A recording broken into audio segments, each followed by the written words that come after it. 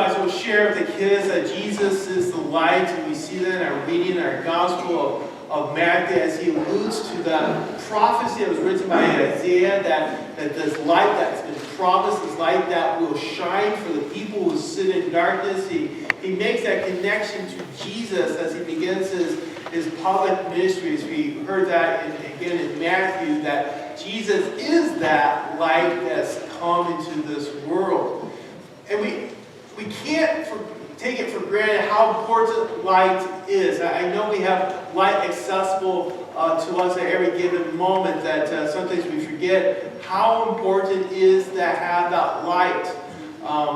For example, I just recalled of this, I've shared this story before, but we were up north this last Friday, Saturday, driving up to Traverse City. We're driving through our old rocky grounds in St. Helens, Michigan.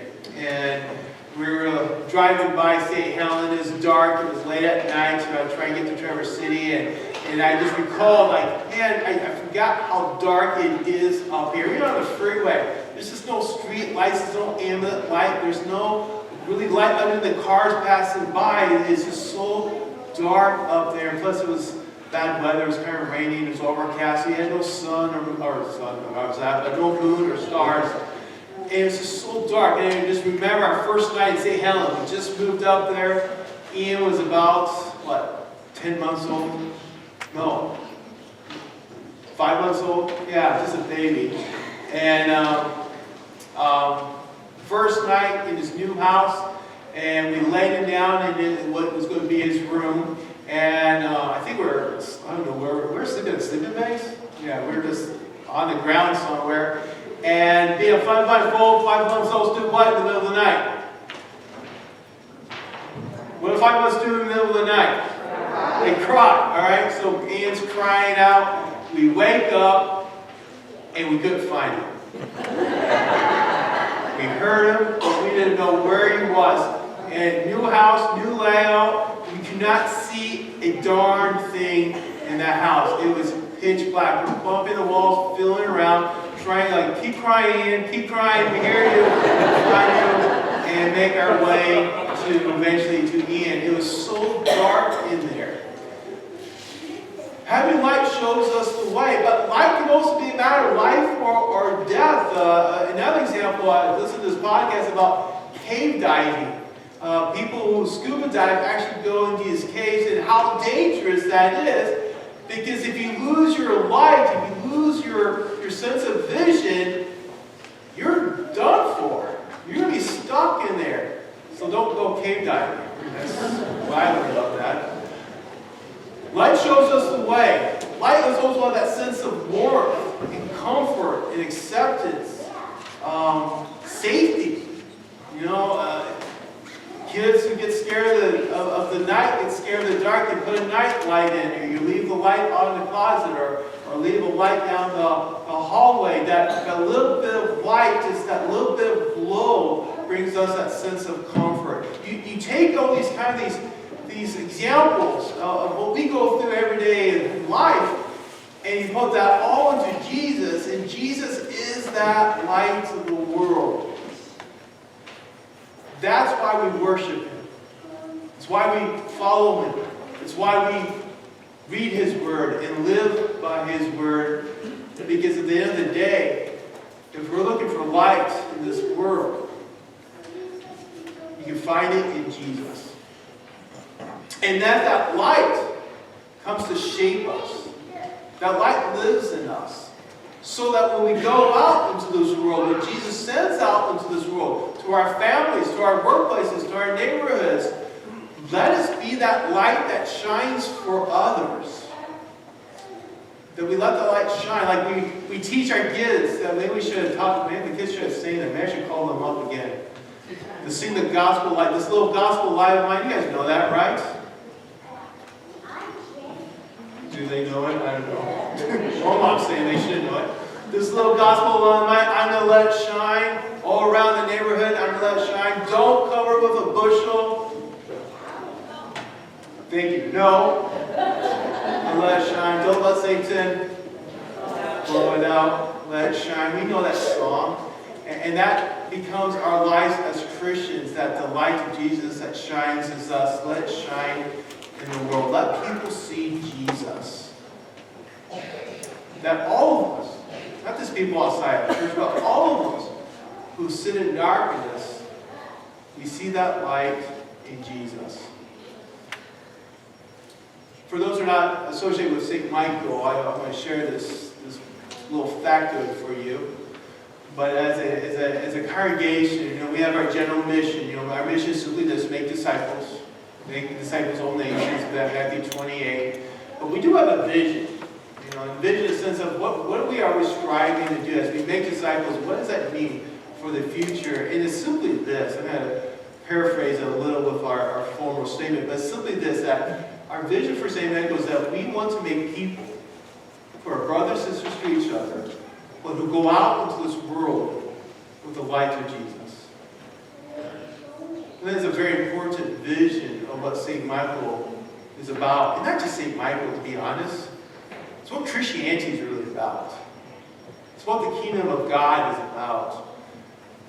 To plant that light within each of us, that gospel light, so that we can go out into the world and be witnesses and missionaries and teachers and parents and friends, and share that light to others, so that it will shine in their lives as well. That's why we're blessed here at St. Michael with our Lutheran school ministry. And it's a very powerful and very important ministry of our church for the last 30+ years of what we've been doing. This is what we're called to be. This is what makes us unique here as members of St. Michael, is that we strategize, we strive to provide this school ministry, not just for our own families, but I think more powerfully to our whole community. Of an opportunity to come into our presence, into our community, into our school, so that in our school ministry you will come to see whose light, not just great education, which we do provide, but the ultimate light of Jesus Christ in our children and our families' lives. I think having a school ministry is such a vital part of what the church does. It has been doing through the centuries. We're not doing something new. This is nothing radical. This is maybe nothing new in the last couple hundred years that the church is doing. But the church has always provided that opportunity of bringing people together and to educate them, to teach them, to model for them, to show them this is the gift that we have in Jesus. This is what life is all about. This is what the world is all about, is having a relationship with God through His Son, Jesus Christ. Because apart from Jesus, we live in where? In darkness.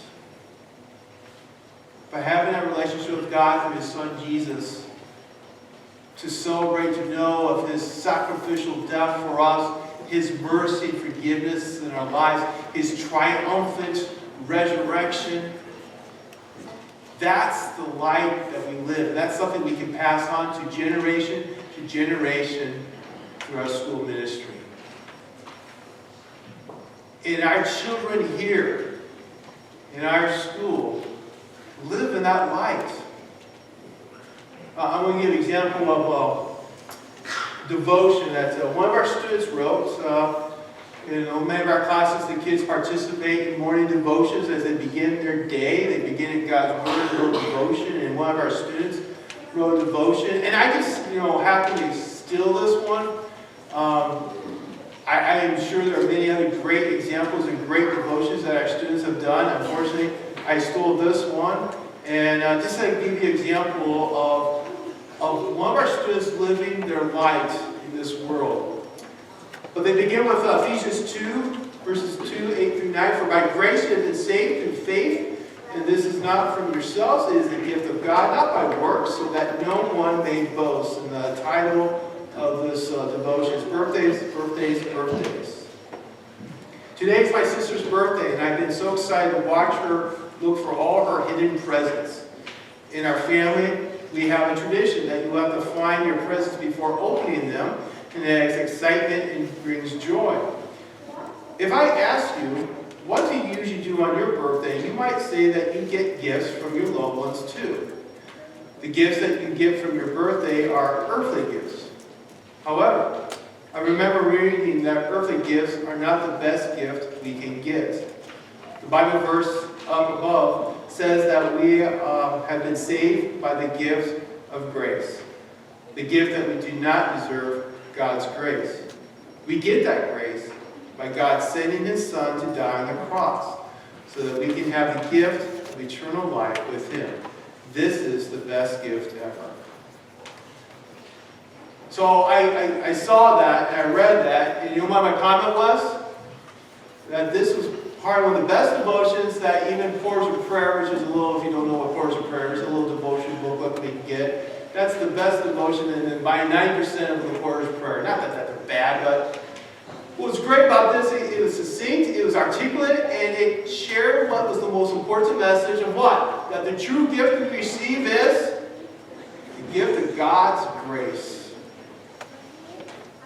Sharing God's light, that undeserved love. It was so exciting to see as a young child, one of our students, one of our members, to write that, to share that, to articulate that to her classmates. We need to live in the light. And whether we send our kids to a Christian school or not, we still need that light. We need Jesus. Because there is darkness in this world. You know, and the quick answer, what is this darkness? And we recognize this darkness as sin. You know, our fall away from God, our misdeeds, our rebellion against His Word, His laws. This darkness is also death.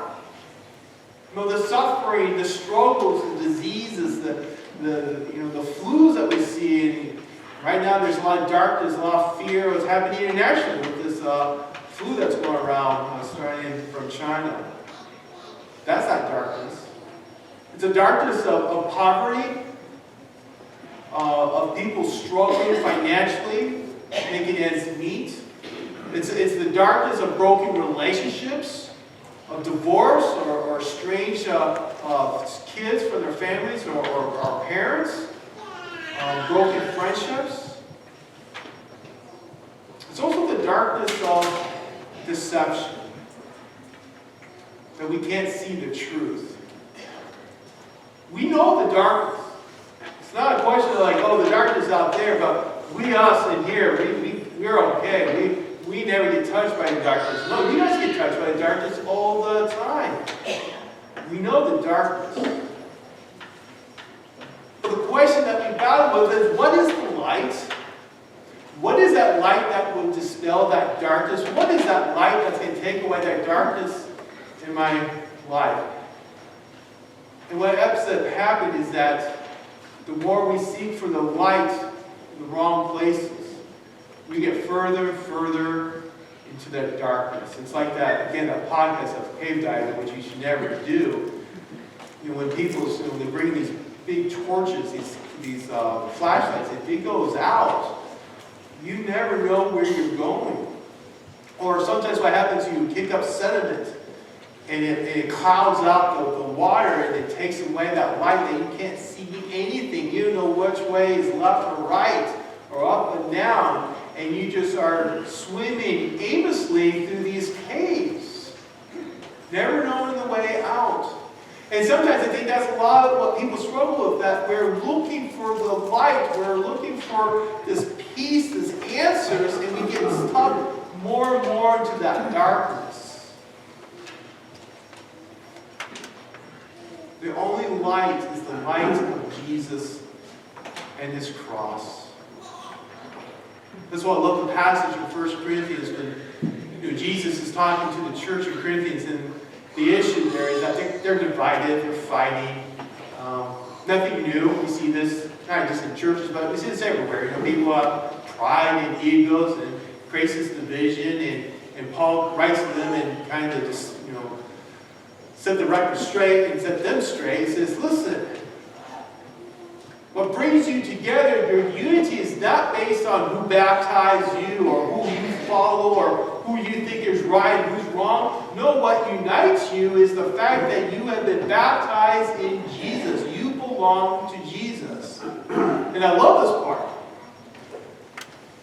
In essence, what he's saying is that the true light is not the gospel of me with elegant words or persuasive words or rhetoric that I can convince you. No, the true light is simply this: Jesus Christ, who went to the cross and sacrificed himself for all people. That's the light. That's the power of the gospel. God himself coming down in this earth in the flesh and laying down his life for all of us. So maybe you're struggling at work. Maybe you have financial issues. Maybe there's difficulties in your marriage or your divorce and trying to figure that out. Maybe you're dealing with addictions. Or maybe there's shame or guilt. Maybe there's mental illness. Maybe you have loneliness in your heart. You don't know who to talk to. All those darkness. In the light, in the midst of that darkness, is Jesus saying to you, I love you. I lay down my life for you. I know you're struggling. I know you're hurting. But in time, this will pass.